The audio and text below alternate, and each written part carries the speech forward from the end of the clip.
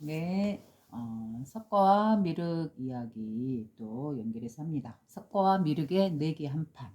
자, 마지막 이제 부분이죠. 자, 읽겠습니다. 그 내기 한판에서 과연 누가 이겼을까? 27번째 이야기. 온 세계를 덮는 신령한 빛의 한 그루 생명나무 아래에 앉아서 방가부제를 하고 쉬고 있던 미륵에게 석가가 다가갔다. 방가부제를 하고 있는 쉬고 있는 미륵. 이거에 대해서는 앞전 영상차에서 이야기했으니까 넘어가겠습니다. 여기가 자네가 늘 있던 곳인가? 그렇다네. 난 이곳에서 늘 안식하고 있었다네. 바로 우리 성품자리죠.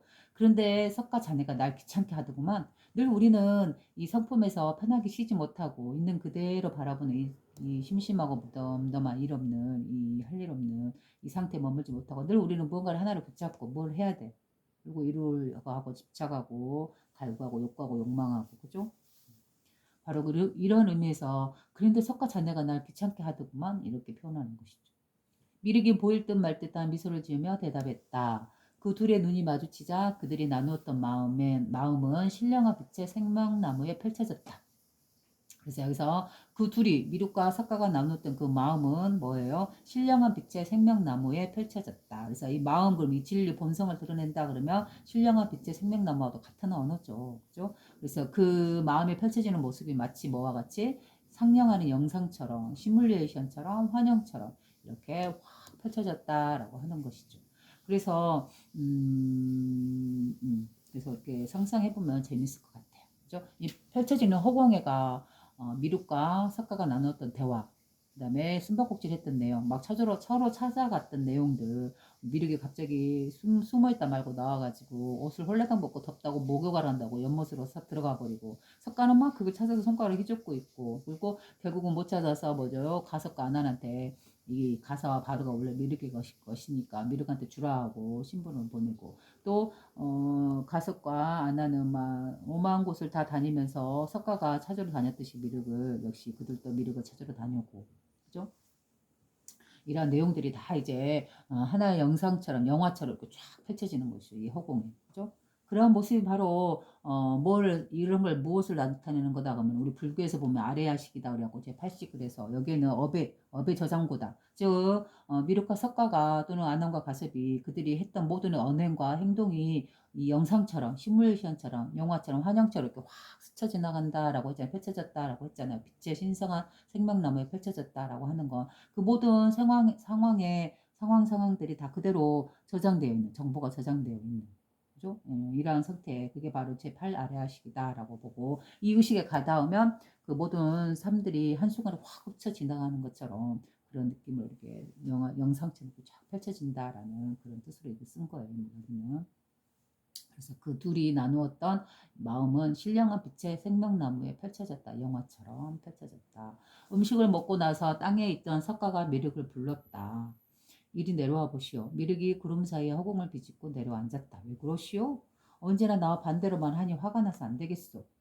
이 말은 뭔 말이에요? 언제나 나와 반대로 한다. 늘 우리는 우리의 삶에서 어떻게 되어야 해? 이렇게 되고 싶어. 뭐가 되어야 돼? 뭘 이루어야 해? 얼마큼 벌어야 돼? 뭐 이런 것들. 그죠? 이렇게 뜻대로는 안 되죠. 그럼 우리는 어때? 화가 나죠. 바로 탐심치에 사로잡히죠. 그죠? 이렇게 6가지 감각적인 감각을 갖고 있는 몸을 갖고 있는 존재는 늘 일어나는 이 6가지 감각이 우리는 휘둘릴 수밖에 없죠. 그래서 우리는 늘 이 6가지 감각을 잘 다스려 주는 거. 바로 이게 우리가 마음 공부를 하고 경전 공부를 하는 그 이유인 것이죠. 그래서 결국은 뭐예요? 결론적으로 무엇을 얻기 위함이죠? 우리의 마음을, 우리의 영혼을 깨끗하고 편안하게 쉬어주기 위해서. 그래서 우리는 지금 정신이나 마음을 쉬고 싶어서 가는 곳이 뭐죠? 여행이죠, 주로 여행. 그래서 지금 보면은 이렇게 세계 각지 각곳으로 많은 여행을 가는데 그것은 결국 이 6가지 감각을 통해서 우리는 이 쉬고 싶어 하는 걸 표현낸 게 바로 여행이나 기타 뭐 이런 물질적인 상황에서 우리가 쉬고 싶어 하는 것들이죠. 그죠? 그러나 그건 어디까지나 한계가 있다. 그죠? 그러면 진정한 쉼이고, 뭐 이렇게 힘들이지 않는 그런 쉼을 찾아가기 위해서 뭐가 필요하다? 바로 자신의 마음을 다스려주는 게 어때요? 어떤 뭐 돈이라든가 어떤 장소라든가 어떤 조건이 맞아줘야 많이 쉴 수 있는 그런 것을 떠나서 그저 자기가 살고 있는 그 자리에서 그 현장에서 자신의 삶의 한 가운데에서 자기가 자기의 마음을 다스리는 이 마음 공부를 하게 된다. 그러면 어때요? 바로 그때가 자기가 마음을 쉴 수 있는, 그죠? 휴식으로 취할 수 있는, 바로 여행을 가서 우리가 늘 편하게 마음을 쉴 수 있는 그러한 상태로서 우리는 어떠한 돈 하나 들이지 않고 경험할 수 있는 거고 누릴 수 있는 것이죠. 내기를 해서 이기면 이긴 사람을 무조건 따르기로 합시다. 언제나 나와 반대로만 하니 화가 나서 안 되겠어. 차라리 나와 내기 한 판 합시다. 내기를 해서 이기면 이긴 사람을 무조건 따르기로 합시다. 허공에 앉아 할 일이 없어 심심하던 자의 미륵도 함께 허락했다. 좋소. 어떤 내기요? 숨바꼭질을 합시다. 당신이 숨으면 내가 찾아내겠소. 미륵은 속으로 또 캐제를 불렀다. 뭐라고? 나의 타고난 재주인 숨은 것으로 내기를 또 하자고? 아까 처음에도 했죠. 미륵은 싫다고 할 이유가 없었다. 좋소. 당신이 나를 찾으면 그때는 뭐 석가 당신이 하자는 대로 따르겠소. 둘의 마음은 온 세계를 덮는 신령한 빛의 한 그루 생명나무를 타고 온 우주의 세계를 넘은 세계의 사람들의 마음을 스쳐서 햇살에 반짝이는 파편이 되어 사라졌다. 그래서 마음이라는 것이 파편이 되어 사라졌다라고 이야기하는 부분에서 끊어졌죠. 그래서 뭐 마음, 깨달음, 본성, 미륵 막 이렇게 해서 뭔가 뛰어난 무언가가 있을 거다? 아니다. 그냥 우리가 살고 있는 삶 자체다. 이것으로써 드러나 있다. 그죠? 먼저 미륵이 먼저 말했다. 나를 그 모든 곳을 걷고 걸어 이제야 찾았으니 석가 자네가 진 거요. 이게 앞전에 그 있던 일들 석가가 미륵을 찾기 위해서 모든 곳을 걸었잖아요. 바로 그걸 이야기하고 있는 거죠. 앞전 파트 부분의 이야기를. 나를 찾기 위해서 그 모든 곳을 걷고 걸어 이제야 찾았으니 석가 자네가 진 거다. 그 내기에서 이렇게 말하는 거죠. 무슨 소리요? 난 이미 자네를 찾았었어. 정말인가? 그렇다면 아난과 가습이 찾기 전에 어디서 나를 찾아냈단 말이요? 아난과 가섭은 물질화된 몸으로 드러난 이 미륵을 찾으려고 했었죠. 그래서 그렇다면 아난과 가섭이 찾기 전에 어디서 나를 찾아냈단 말이요? 미륵 자네를 찾은 곳은 바로 자네가 목욕하고 오겠다고 말하고 사라졌던 바로 그때였어. 정말이요? 어디서 찾았어? 자네를 찾다가 안 보여 당신이 머물던 곳 구름이 모여있는 허공으로 가보았었지. 그곳에서도 역시 자네는 없었지만 나는 곧 찾을 수 있었지. 어떻게 찾았어? 당신이 늘 사용하던 바루와 가사를 그대로 두었더군. 그걸 보고 당신은 멀리 가지 않았다는 걸 알았지. 그리고 자네 말처럼 잠시 목욕하러 갔을 뿐이었네. 자네는 물속으로 들어가 눈에 보이는 드러난 모습은 감출 뿐이었지만 실은 어느 곳에도 가지 않고 늘 당신이 머물렀던 곳에 있었던 거지. 그래요. 뭐죠? 미륵이 물속으로 목욕으로 갈 때, 즉 자신의 모습을 감출 때, 자신이 늘 사용하던 바로와 가사는 남겨놨잖아요. 그 바로와 가사가 상징하는 게 뭐죠? 바로 법이죠, 진리죠. 그죠? 바로 법 진리는 어디로 간 게 아니다. 그죠? 미륵이라는 존재는 어떻게 보면 사람이 만들어낸 이상적인 어떤 존재다. 그러나 법 진리, 나의 바로와 나의 가사는 어디에 있었다? 늘 석가가 있던 바로 그 자리에 있었다. 늘 아난과 가섭이 등에 메고 다니는 그 등에 있었다. 이걸 말하고 있는 것이죠. 그걸 상징하기 위해서 바로와 가사는 어떻게 보면 내려놓고 갔던 것이죠. 그리고 또 이렇게 말하죠. 석가가 이제 말하는 부분이죠. 이 부분은 자네는 물속으로 들어가 눈에 보이는 드러난 모습은 감추었을 뿐이지 실은 어느 곳에 가지 않고 늘 당신이 머물렀던 곳에 있었던 거지. 그래 연못 속에 들어가서 목욕을 하고 오겠다고 갔잖아요. 그럼 연못 속에 들어가면 우리가 겉에서 보면 어때요? 몸은 물속에 들어갔기 때문에 육체는 보이지 않죠. 지금 물질적인 것은 잠시 이렇게 겉모습만 드러낸 것 뿐이지. 그죠? 자네는 물속으로 들어가 눈에 보이는 드러난 모습만 감추었을 뿐이지 실은 어느 곳에도 가지 않고 늘 당신이 머물렀던 곳에 있었던 거예요. 육체는 몸은 드러난 것은 사실이 아니죠. 이건 껍데기죠. 껍데기. 울고 다니는 시체죠. 그러면 무엇이 진짜예요? 바로 그 성품짜리인 것이죠. 이게 진짜인 것이죠. 마치 물에 몸을 담그면 몸은 물 때문에 보이지 않지만 보이지 않는다고 해서 사라진 건 아니지. 실은 몸은 물 안에 그대로 있듯이 말이네.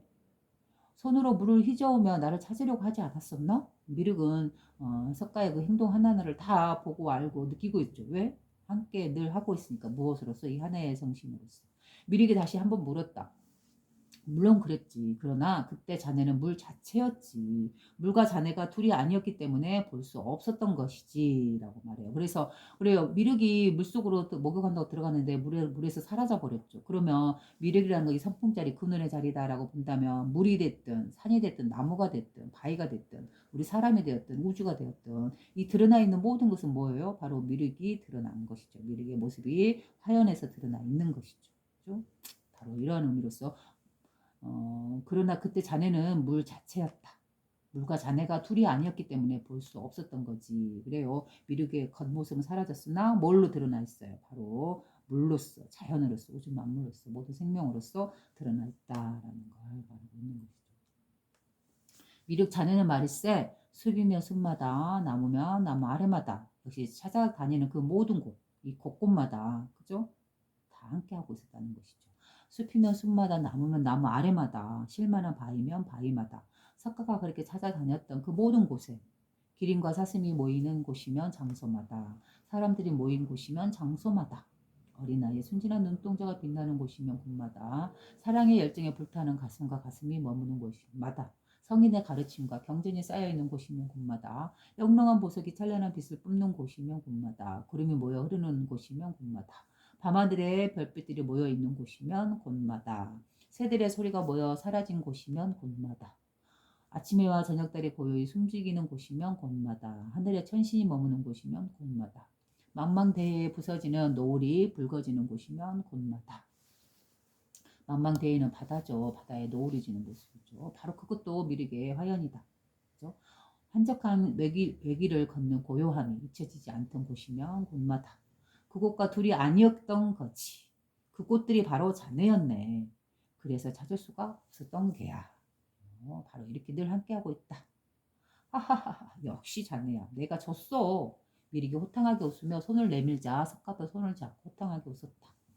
둘의 호탕한 웃음소리는 곧 세계를 덮는 신령한 빛에 한 그루 생명나무를 더욱더 찬란한 빛으로 타오르게 했다.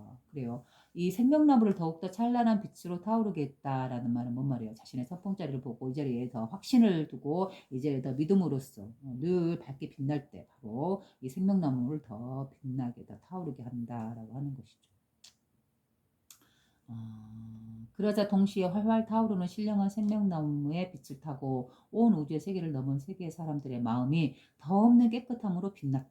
그래요. 이 석가의 깨달음으로 인해서 어때요? 이 하나의 의식의 밝게 빛을 비춤으로 인해서 모든 존재들이 이 하나의 의식을 같이 공유해서 쓰고 있기 때문에 동시성으로 모두가 자신의 마음이 깨끗한, 더 없는 깨끗함으로 빛날 수 있는 것이죠. 즉, 한 사람의 깨달음을 얻음으로 인해서 그 깨달음을 가르침으로 모든 사람의 그 마음이 서로 작용해서 움직여서 깨달음을 얻을 수 있다. 그죠? 이 하나의 의식을 서로 마음이요, 정신이요, 라고 해서 자신의 성품자리인들 같이 함께하고 있으니까. 그죠? 그래서 이 공간 한번 생각해보세요. 이 텅 빈 공간에, 이 공간에 하나의 빛이 번쩍하고, 불을 밝히면 그 주변에 있던 다른, 전구들도 역시 그 영향을 받아서 밝아지겠죠. 그죠? 그것과 같은 거죠. 그럼 이젠 약속을 지킬 때네. 자, 이제부터 나만 따르게나. 석가가 말하자 미륵이 대답했다. 알겠네. 온 세계를 덮는 신령한 빛의 한 그루 생명나무 아래에서 그 둘은 영원히 분리됐음 한 몸이 되었다. 하나의 의식이 되었다. 즉 석가모니 부처님이 미륵이라는 이 서품자리에 앉아서 둘이 분리되지 않는 늘 찾고 구해야 되고 갈구해야 되고 얻어야 되는 그죠? 그러한 존재가 아니라 늘 자신과 함께하고 있는 한 몸이 되었다라는 것이죠. 자신의 성품으로서. 앞모습은 석가요, 뒷모습은 미륵이 되어서 석가가 가는 곳이면 여지없이 미륵이 함께했다. 늘 이 성품에서 우리는 벗어난 적이 없다. 한순간도 이 도에서 분리된 적이 없다라는 것이죠. 그러자 동시에 온 우주의 세계를 넘은 세계의 사람들이 가는 곳이며 여지없이 미륵이 함께했으며 온 세계를 덮는 신령한 빛의 한 그루 생명나무 아래에서 지혜의 열매를 따먹고 살았다. 그래요. 석가모니 부처님의 한 사람의 깨달음이 온 우주의 모든 생명들에게 그 깨달음의 빛을 선사하듯이, 그죠? 그 영향으로 온 세계를 덮는 신령한 빛의 한 그루 생명나무 아래에서 태어난 모든 존재들이 지혜의 열매를 따먹고 살았다. 그죠? 즉, 지혜의 이 성품, 이 깨달음의 성품, 자신의 본성을 보게 되었다. 그죠? 그 성품대로 살게 되었다라는 걸 말하죠. 그래서 지혜의 열매를 따먹고 살았다. 신령한 온 세계를 덮는 신령한 빛의 한 그루 생명나무 아래에서 살고 있는 모든 존재들이 지혜의 열매를 따먹고 살았다. 앞모습은 각자의 자신이요. 그죠? 각자의 우리 개개인의 성품이요. 각자의 개성을 갖고 있는 존재들이요. 뒷모습, 즉 우리의 본래 성품자리 보이지 않는 이 자리는 미륵이 되어서 우리의 본래 성품자리니 환한 빛이 되어서 이 성품을 품고서 이렇게 지혜의 열매를 따먹고 살았다라고 이 다섯 번째 쇼트 판타지 시리즈 이야기 무한한 자유의 한가운데서라는 이 이야기가 끝났네요. 그래서 이 쇼트 판타지 시리즈 무한한 자유의 한가운데서 이거는 겉으로 보기에는 읽기에는 재미나고 환상적이고 신기한 그죠? 앞도 전후 맥락이 없이 갑자기 나타나는 그렇지만 그냥 닫아버리기에는 뭔가 좀 의미가 있지 않을까라고 생각하게 만드는 그죠? 근데 그 의미가 있지 않을까 그 부분이 뭐예요? 바로 지혜죠. 지혜가 숨어있기 때문이죠. 우리의 본래 성품자리를 드러내는 그러한 문학이기 때문에 제가 지혜의 문학이다라고 꼬리표를 붙였다 말했죠. 그래서 이 쇼트 판타지 시리즈 무한한 자유의 한가운데서라는 걸 읽을 때는 항시 이 이면에 숨어있는 이 마음자리에 대해서 우리가 본래 성품자리에 대해서 같이 연결해서 생각하면서 읽는다 느껴본다 그러면 이 책의 목적은 이루어지는 것이다 라고 말씀드립니다. 그래서 밑에 보면 이제 마지막에 이렇게 나와 있네요. 세상에서 가장 값진 것이란 무엇인가? 그것은 잊어버린 참된 자신을 찾아서 누리는 안식이다. 마음의 평화로움이다. 마음의 휴식이다. 이게 바로 마음으로 누리는 이 안식. 이것이 바야말로 세상에서 가장 값진 것이고 가장 먼저 해야 되는 것이다. 그죠? 그래서 자기 자신을 아는 것이죠. 그래서 소크라테스는 이렇게 말했나 봐요. 서양의 철학자는 너 자신을 알라. 그 말은 예전에는 저도 네 분수를 알아라. 네의 능력 한계를 알아라. 막 이렇게 나는 받아들였는데 이제는 마음 공부의 경전을 읽다 보니까 너 자신을 알라라는 말이 어떤 말인지 알 것 같아요. 그죠? 우리가 모르고 있는 그죠? 바로 이 참된 자신, 본성자리, 이 빛의 광명의 자리, 이 자리를 알아라. 먼저 그 자리를 찾아라라고 말한 것이 바로 소크라테스가 너 자신을 알라라고 한 말이었다라고 이제는 그 의미를 알게 되었습니다.